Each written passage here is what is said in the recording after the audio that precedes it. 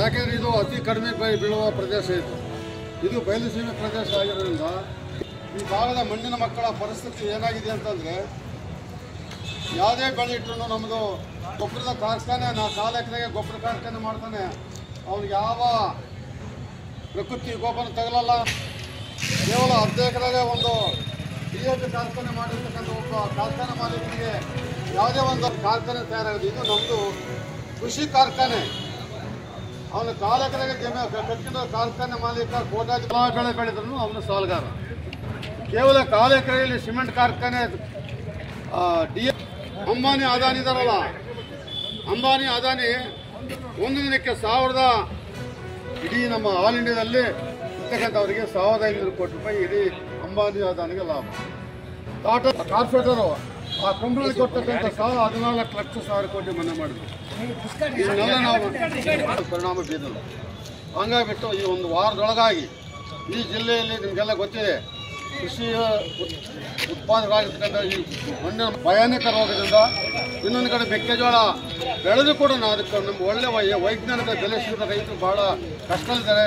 ಯಾವುದಾದ್ರು ಒಂದರಲ್ಲಿ ಸ್ವಲ್ಪ 4 ಕಾಸು ಆದರೆ ನಾವು ಕೂಡ 8 ಮಕ್ಕಳ ಒಳಗಾಗಿ ಖರೀದಿ ಕೇಂದ್ರವನ್ನು ಈ ಜಿಲ್ಲೆಯಲ್ಲಿ ತೆರೆದು ಈ ಭಾಗದ ರೈತರಿಗೆ ಏನು ಮೆಕ್ಕೆಜೋಳ ಬೆಳೆದಿರ್ತಕ್ಕಂಥ ರೈತರಿಗೆ ಏನು ಕೇಂದ್ರ ಸರ್ಕಾರ ಘೋಷಣೆ ಮಾಡಿರ್ತಕ್ಕಂಥ ಬೆಂಬಲ ಬೆಲೆ ಖರೀದಿ ಕೇಂದ್ರ ಘೋಷಣೆ ಮಾಡಬೇಕು.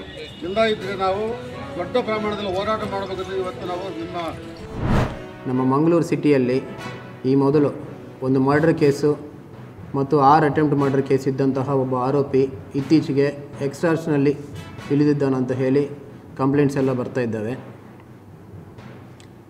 ಪ್ರಶಾಂತ್ ಅಲಿಯಾಸ್ ಪಚ್ಚು ಅಂತ ಹೇಳಿ ಇತ್ತೀಚೆಗೆ ಕೊಲೆಯಾದಂತಹ ಸುಹಾಸ್ ಶೆಟ್ಟಿಗೆ ಅಸೋಸಿಯೇಟ್ ಆಗಿದ್ದು, ಇವನು 22ನೇ ತಾರೀಕು ಅಶ್ವಿತ್ ಅಂತ ಇನ್ನೊಬ್ಬನ ಜೊತೆಗೆ ಬಜ್ಪೆಯಲ್ಲಿದ್ದ ಪಟಾಕಿ ಅಂಗಡಿಗಳಿಗೆ ಹೋಗಿ ಅಲ್ಲಿದ್ದವರೆಲ್ಲರನ್ನೂ ಹೆದರಿಸಿಬಿಟ್ಟು ಹಣ ಕೊಡೋದಿಲ್ಲ, ನೀವೆಲ್ಲರೂ ಕೂಡ ಮರ್ಯಾದೆಯಾಗಿ ಪಟಾಕಿ ಕೊಡಲೇಬೇಕಂತ ಎಲ್ಲರಿಗೆ ಹೆದರಿಸಿದ್ದಾರಂತ ಹೇಳಿ ಕೇಸ್ ರಿಜಿಸ್ಟರ್ ಆಗಿದೆ. 22ನೇ ತಾರೀಕು ಇನ್ಸಿಡೆಂಟ್ ಆಗಿದೆ. ಅಂಗಡಿಯವರೆಲ್ಲರೂ ಕೂಡ ಹೆದರ್ಕೊಂಡು ಸ್ವಲ್ಪ ಅವರಿಗೆ ಧೈರ್ಯ ಬಂದ ಮೇಲೆ ನಿನ್ನೆ ರಾತ್ರಿ ಕಂಪ್ಲೇಂಟ್ ಕೊಟ್ಟಿದ್ದಾರೆ. ಇದರ ಆಧಾರದ ಮೇಲೆ ಕೇಸ್ ಆಗಿದೆ.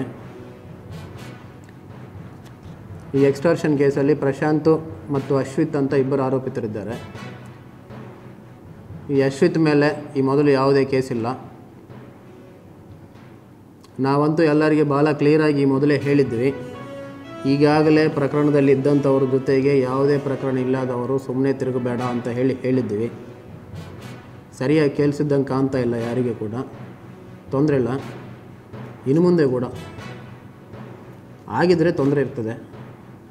ಆಲ್ರೆಡಿ ಕೇಸಸ್ ಇದ್ದವ್ರ ಜೊತೆಗೆ ತಿರುಗಾಡಿದರೆ ನಿಮಗೆ ತೊಂದರೆ ಆಗ್ತದೆ. ಇಲ್ಲ ನಾವು ತಿರುಗ್ತೀವಿ, ನಮ್ಮ ಇಷ್ಟ ಅಂದರೆ ನಮಗೇನು ಸಮಸ್ಯೆ ಏನಿಲ್ಲ, ನೀವು ಮಾಡೋದು ನೀವು ಮಾಡಿ, ನಾವು ಮಾಡೋದು ನಾವು ಮಾಡ್ತೀವಿ. Thank you.